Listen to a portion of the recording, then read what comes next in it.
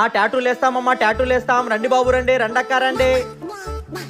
నా గుండెల పైన నా గర్ల్ ఫ్రెండ్ టాటూ వేయాలా, ఎంత తీసుకుంటారు? 5,000. ఓ 5,000? బేబీ నేను నీ పేరు నా గుండెల మీద టాటూ వేయించుకుందాం అనుకుంటున్నాను. అవునా? కానీ నా దగ్గర డబ్బులు లేవు. ఎంత అవుతుంది డబ్బులు చెప్పు, నేను వేస్తాను. 10,000 అవుతుందంట. సరే.